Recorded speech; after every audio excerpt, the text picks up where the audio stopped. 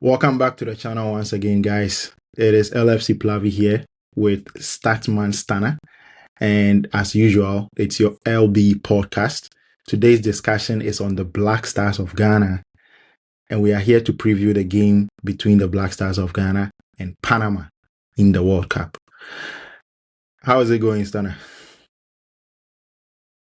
Yeah, difficult game. Panama actually are ahead of us when it comes to the FIFA rankings. They are a more consistent side. You also have to take in context where the continent or the team that they face to us. So even though they are ahead of us, they aren't as the disparity between the two teams is not a reflection of what the FIFA rankings says. It is much closer because they are 30 something, Ghana is 70 something. That's a huge margin, but in actual sense, it's not that huge in my opinion. I think Ghana still has quality individually than Panama. Panama is more of a team oriented, they have more stability. Their manager, Thomas Christiansen, has been there for a while now. I think he's been there for a good part of 5 years now. In the last tournament in 2022, they didn't qualify. There were talks of him being sacked, but the players actually vouched for him, wanted to continue with him. The first time they qualified was in 2018, and he brought them back, and now they've qualified for the 2026. We're facing them. You look at them, they have actually done quite well in that part of the world. They reached the CONCACAF final. If you remember, there was actually a popular video where in the semi-final they faced the U.S. men's national team, where one of the players, Cecilio Waterman, scored a goal and approached Thierry Henry. Yeah, that popular celebration was from the Panamese national team. They beat USA in that semi-final to reach the CONCACAF final. They played the quarterfinals of the Gold Cup as well in recent years. So they are quite a stable side. Looking at Ghana and what has gone on so far, we've already spoken about Thomas Partey and his exclusion So let from me the ask team. you, before we go to Ghana, let me ask you, when you look at the Panama team, what is their style of play? Where do you think they can hit this Ghana team? And after that, we'll come back and look at Ghana and how we need to approach the game. But what do you think is Panama's main strengths? Yeah, Panama's main strength very much relies on what they do off the ball because they know they aren't as good as some of the teams that they normally face. They do like to set up in a three-back system, in a 3-4-3 system. That is what they usually do, and then try and hit on the break. They have a very experienced midfielder in Bordeaux. He's the captain of the side. He's a 36-year-old. He will be the one to spearhead that midfield and make sure that they try and win towards the midfield and try and hit on the break very fast. And interestingly, that is sort of what we would try to do. So it will be interesting how the game goes and who actually takes control of the game in terms of the possession of the game, or whether we see an end-to-end game. But for Panama, that is exactly how they would want to play. But one other thing also is Ghana knows that with the group that we have, Panama is the one team that we would need to make sure to have maximum points. Likewise, Panama, in their thinking, they would also know that Ghana will be the team that they will need to win the game against. So it would mean that both teams would ultimately try and win the game, and that will have an exciting game on our hands. Okay, so when you look at the way Ghana has played in the last few games leading up to the World Cup, also the first friendly game that we played under Carlos Queiroz, the current Black Stars manager, it looks like it's a counter-attacking strategy. We sit back, we defend, and we hit you on the break with quick transitions and long balls. When you look at Panama, do you think they are a team that can break us down? If we sit back in a low block, can they possibly break us down? Or they would only rely on also breaking away through counterattacks? Are they able to really break down teams the way that maybe other better teams would be able to do? Yeah, yeah. Panama will not try and break Ghana down. They will try and give the ball to us and try and knock it off us, and then when we are exposed, that is how they will try and score the goal. They aren't as they don't have the quality to break us down. And that is maybe something that we could use to our advantage in trying to let them have the ball for a little while and then see how we can also pick them up because they aren't a good side when they have the ball. Again, you we should also consider the fact that because they don't have the quality in their squad to be able to do damage when they have the ball and breaking low blocks down. It also means that whenever they have the ball, they are trying to go quick vertically and go in behind with long balls. You look at the way they play out from the back, they very rarely play out from the goalkeeper to their centre back. It's most of the time a long ball. A long ball, then they try and win the second ball in midfield and then they try and advance from there. So that is the way that Panama will look to get Ghana on the break. Okay, so from what you are saying, it means that Ghana would have to be extremely good in the defense and also in the midfield. We need to impose ourselves in that midfield. So now let's switch on to the Black Stars. Looking at the Black Stars, we all know the strategy that we are going in with. Where do you think we should be very efficient? Defense, goalkeeping, midfield, or the attack? Because I feel like we are going to get only few opportunities, even though it is still Panama, and therefore we need to take our chances. Yeah, I do believe that as well. We need to take our chances. I think the game will swing in the balance of who takes the better of their chance. Both sides will get chances. I think without the ball, one thing that I've really noticed about Ghana is our lateral, the left and the left side, especially the left side. It is something that I've seen in the recent friendly games that we play. Teams have really utilized the blind spaces or the blind side from our left-hand channel. So it looks like if we are to stay compact, it would mean that our center backs and our full backs we need to be highly concentrated for the whole game. If they have pacey wingers who are very good in terms of running in behind. Cecilia Waterman, the guy who scored the goal, is a typical example of that. And so defensively, that is what we have to do. Again, set pieces will be key, not just scoring them, but defending them as well. Panama, that is also one of their strengths. Likewise, us. So we need to make sure we use it to our advantage. Now, in terms of the set piece that I'm talking about, of course, I've already mentioned the fact that Ghana scored 6% of its goals in the World Cup qualifier from set corners, free kicks, and whatnot. Now, you look at the friendlies that we played and the lack of goal. Aside the game that we played against was Ghana has faced 134 touches in our own penalty box. That means that the shield in front of our defense is non-existent. It is so easy to transition from Yeah, our the area of midfield is defense into our porous. final third. So the shield in front of the defense is something we need to look at. Now going back to the set pieces, I've talked about us needing to make sure that we are able to score from set piece. That is one major way we get goals, and we need to make sure we make sure we deal with that. Again, the friendlies that we played, like I said earlier, we've lost our last 5 friends. And you look at it and look at number of set pieces we had in those games, very limited. So first of all, even though we are talking about set pieces, you need to have a moment in the game where you are dominant to be able to get those set pieces. Because Yeah, if you get a foul and it's in your own area, the likelihood of that set piece not being a dangerous and very high. You need to get yeah. shots on goal to be able to get a corner in the first place. That is something that I haven't seen most people talk about. We need to make sure we improve on our set play because it's kind of set play that we scored in the World Cup qualified. Your position and how they defend it will be better. Most teams are not aware of it, so they train for it.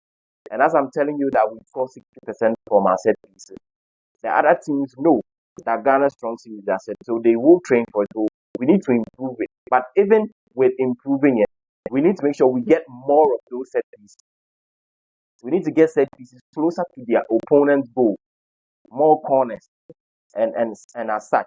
So in the World game, the reason why we got the equalizer was not because the team was playing at a high level where you saw the telepathy and everything working to perfection. It was mostly about how we won the ball back, and I think we could use that to our advantage. The more Panama want to go long, at times when they find out that they are able to play out from the back without us necessarily pressing from the front, they might be persuaded to play out from the back. And so we need to trigger the press, trigger them in terms of we bait them. So immediately they feel a little bit comfortable, they think they can play out, then we go on to them, win the ball high, and then we try and transition. We have the players for it. We have pacey players as well that we can. We saw Enes Niama in that World game when Brandon Thomas Sante won the ball back immediately, 2-3 dribbles, and we went the final third, had a shot on goal, and then Khalid Yuenki scored that rebound. I think it's as simple as that. Because when you asked about Panama and if they can break us down, we can't also break them down. I don't believe Ghana can break it down by moving the ball side to side. No, I don't see that. I think both teams have similar quality in terms of how we want to score goals. And eventually it will come down to who takes their chance on Wednesday. Another thing that I'm quite worried about when it comes to the Black Stars is playing out from the back. We saw that against Wales, even though we were trying to sit in and hit them on the break. At times when we got the free kick or when the goalkeeper got the ball, he wanted to pass from the back. Do you think that is a good strategy to go with, or we should just be going long every time? Yeah, because it could be dangerous, right? It could be it could be a way for Panama to get a goal, maybe very early on in the game or quite late in the game if we don't play out from the back very well. And I'm not sure if we have the midfield to be able to play out from the back the way that we have tried to do in our last few games. I think against Mexico we did the same thing. We conceded from a mistake as a result of that. So I think we should be careful with the way we play out from the back, especially because we don't have Thomas Partey in this particular game. What do you make of the way we build up? I think we should desist from playing out from the back, especially in the early moments of the game. That is very key. And I'm always speaking about confidence. I think we need to grow into the game. So, first 10 minutes, make sure there's no pressure on our goalkeeper. First 10 minutes, stay in the game. So, very early on, no trying to play out from the back, no gimmicks, no risk. Just full on, punch it in the air. We try and win the second ball, and then we go from there. I think in terms of playing out from the back, we don't even have the men for it. Just as you said. One other thing is also sometimes I feel like the players don't show up enough for the ball. That is something that when you watch the game and you're trying to analyze how or why they are not able to take control of the game, sometimes you are left wondering what exactly is it. You can't really pinpoint it. And I think it is something that you wouldn't really know until you look very close. At times, our players don't show up for the ball. You see a player has the ball, there are not really any passing options. And I'll give you a typical example. You look at a striker like Buildup at Chelsea. You never see Buildup free. Like Buildup is free to receive a pass. He's never free. There's always a defender at the back of Buildup. You look at Rasmus Højlund, his first season at United, he was never free to receive a pass. There's always someone on the back. And that stands for a lack of confidence. He's not even confident enough to make a certain movement to free himself to receive the ball at feet and then decide what next to do with it. There's always someone behind him, and so he's always struggling to receive the ball, take the first touch. That is something that I think the players it always seems like he's not ready to receive the ball. Whenever the pass comes to him, it's like he's in a rush to get the ball under control. So Yeah, I think when you are confident, normally what happens is that you you time your runs very well. You time your movement very well. So just you time your movement in such a way that just when your player is about to hit the ball, you are in space. And then Yeah. once he hits the ball, you can receive it and turn, or you can receive it and lay it off for a pass. Now let's look at the lineup, the possible Okay. lineup. Let's start with the front. Now we want to start from the front and come back instead of going the other way around as we normally Yeah. do. So let's assume a 4-3-3 formation. So the front three, who are you going for Ghana? The front three, I would go Enes Nyama on the right. I would go Jordan Ayew as the striker, and then Semenyo on the left. But there's a little dynamic to it. But for now, you said front three, so that would be my front three. I didn't hear your left option. So your left My option left would wing is be Antoine Semenyo. Antoine Semenyo. Okay. Yeah. All right. So why would you go for Jordan Ayew instead of maybe someone like Inaki Williams or Brandon Thomas Asante? Yeah.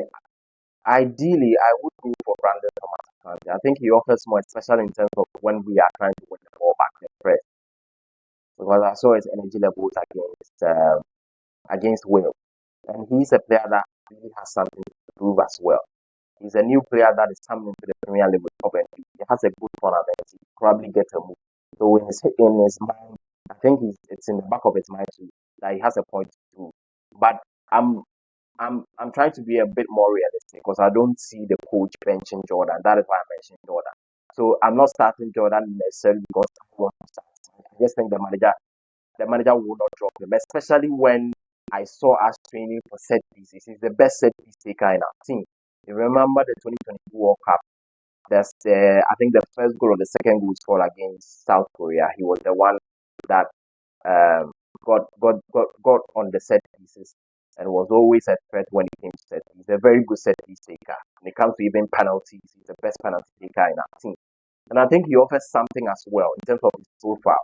He can hold the ball, bring others into play. But the one major thing I have with Jordan is his decision making, when to release and when to hold on to it. At his age, this is the time Jordan should have been able to make better decisions when it comes to, should I release it this time or should I hold on to it this time? At times, he needs to release it fast so that we go, but he doesn't. At times, he needs to hold on to it, and he does that very well. He was the most fouled player in the league at the point in time. So when it comes to holding up to the ball, getting fouls, releasing the pressure, he's one of the best. I would even say he's one of the best in the world when it comes to releasing pressure, hold on to the ball. He's one of the best. But the decision making and when to release it is the main problem. But his set pieces and what he offers is also something that you have to consider. And his experience as well. So Jordan, that is why Jordan is the team. And then Semenyo, who offer that verticality that we need when we get the ball and trying to go on the Do you transition. think And as Niyama do would you be, do you go think on. Semenyo can it would be better to also put Semenyo on the right instead of the left? Because at Man City, he normally plays on the right, isn't that right? Yeah, yeah. He doesn't normally play on the left. Uh, And even at Bournemouth, he was normally on the right instead of the left. So would it be better to put him on the right? But also, if you do that and put him on the right, it means that the position for Enes Miyama is also going to be in doubt. yeah. So maybe that is where the decision has to be made, whether it would be best to put him on the left instead of the right. But let's look at the midfield. Your midfield three, who are you going for in the midfield? The midfield, this is where I have the monumental task. It is like asking me a calculus question in math. It's it's impossible for me to answer, honestly. I can't even get two to even talk about three. So, but I'll try to give you one. Without Give me your two, or who would be the first name on the team sheet when it comes to the midfielders right now? Who right comes to now, mind first? yeah, right now, the first name on the team she's in midfield is Talib UNG. She's the first name on the Okay. team she's in midfield. Okay. The And then second one, who comes in with him? Yeah. who comes in? Is Elisha Wu. Elisha Wu to pair Talib UNG. And I'm not so confident about that choice. I'm not so confident about that choice. But I think he's all we've got right now. He off the ball, I question his positioning, and that is why Sibo is not in the team. I think Sibo's positioning at times is absolutely horrendous at times. Decision making is not particularly good on the ball. Off the ball, he lacks the awareness, and the positioning is not really something that it's not really of a high level for Sibo. Sibo would at times it's okay when he plays with Partey because Partey is able to instruct him where he's supposed to be and whatnot. But without Partey, I wouldn't even go here put Sibo for the first 11. Then maybe I'll put in Augustine Boache. Augustine Boache plays in the League One. He's a bit of a no-known for many people, for many Ghanaians, but he does have he does have the minutes when it comes to playing consistently in the League One. I wouldn't say I've watched him. I haven't really watched him, but the Ghana method that we have right now, we don't have a lot of options. So maybe I would give him a go in that 11 because there's only Sibo that is really left in that midfield. Okay. But what about also going this way? What about bringing Nuyama in the 10 position, right? And then putting Brandon Thomas Asante on the right with Jordan and Semenyo, or Kwabena Bonsuba. Is it Bonsuba? Yeah, Yeah, Bonsuba. on the right, and then with Jordan and Semenyo, so that in the midfield we can have a number 10 in the shape of Nuyama, who is going to create, dribble, carry the ball, and whatnot. So that even if the base of the midfield, the two, Yirinchi and whoever plays with him, even if they can't progress the ball, they would be more concentrated on just defending. Allow the front four of Semenyo, Jordan, whoever is on the right, plus Nuyama to do all the attacking. Just concentrate on keeping it solid. Those two behind that front four. I don't know if you think that would be a good way to also I think you make a good point, but Bonsuba predominantly prefers the left, not the right. So maybe, like you alluded to earlier, Semenyo might probably go on the right, then Bonsuba will be on the left. Then we would have Jordan or Asante in the night, then Nyama will be behind them. And then we just play the two sitters, which will be Urenchi and Lasho or Justin White. Then we have our back four. That is a realistic line. Okay, let's look at the back line. The back four. That is where the major decisions are. Yes. Who are you going for? Against Wales, there were many question marks about what our best pairing is, considering the fact that Salisu and then Alexander Chichu are all in there. That is our most. That is probably when it comes to Ghana, the Ghana Black Stars are like that is a settled position that we've had in our team for a number of years now. It's Salisu and Chichu. Everybody always knew it is always Salisu. Yeah. They are both.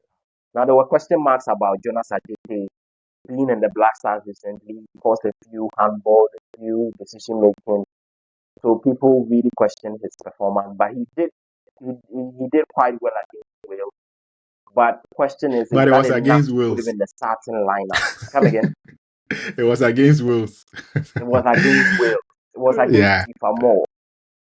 It was against Kiefer Moore. So is that enough And it to was put just him, one game. to start a I don't World Cup think we game? can.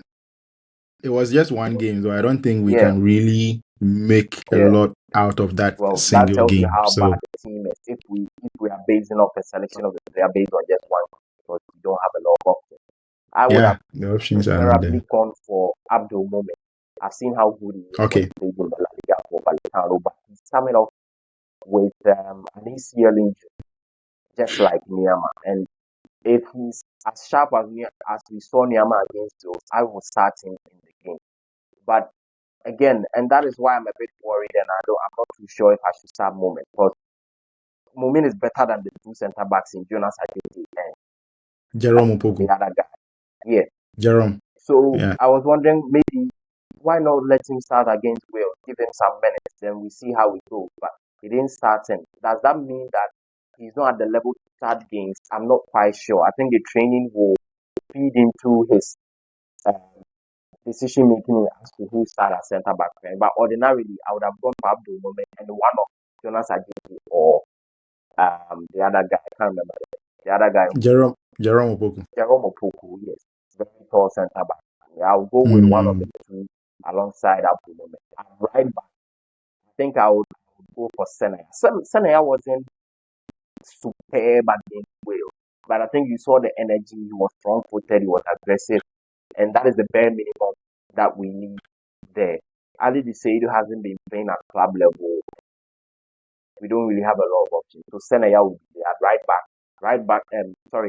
It is Left Gideon back. Mensah or Abdul Babarama. I will go Gideon Mensah, and that is Okay. not to say Gideon Mensah is top quality, but I will still go for him because you look at the back four that we have, the back four that I've just said, it is only Gideon Mensah who has been a consistent starter for the team. And so I would still go for him ahead of Abdul Babarama at left back. My goalkeeper will be Lawrence Atiti. I think since we qualify for the since we qualify for the World Cup, Atizigi it's been a bone of contention for every Ghanaian. Atizigi or Benjamin Asare, Atizigi or Benjamin. I think Atizigi has that experience for one. Secondly, I think his reflexes are a bit better than Benjamin Asare. I also think Benjamin Asare was very confident when he had Alexander Chiku and Salisu behind him. The combination was very good, but they not being there, and again, the new manager coming in, he doesn't care about the performance that you did in the qualifiers. Since he came in the game against Wales, the last game against Mexico, Lawrence Atizigi has actually been a little bit more stable. It's just 2 games, so it is really difficult to compare and contrast. But Atizigi didn't play the Mexico game. Ahead of right. Benjamin Asare. Atizigi didn't play the Mexico game, so we can't really say he's had 2 games. But at least he's had 2 games to assess Benjamin Asare.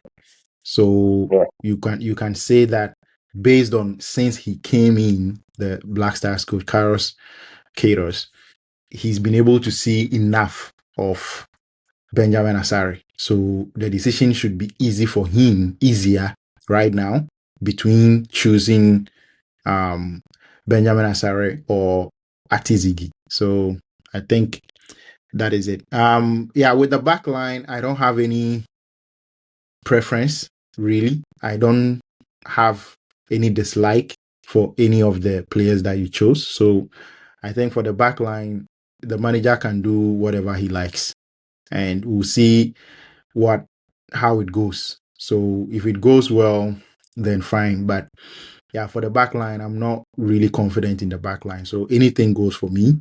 And thank you all for watching the video. This has been the preview for Black Stars against Panama.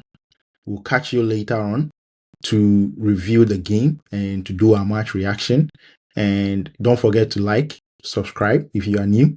Also comment down below. Let us know your thoughts and your predictions for this game. See ya.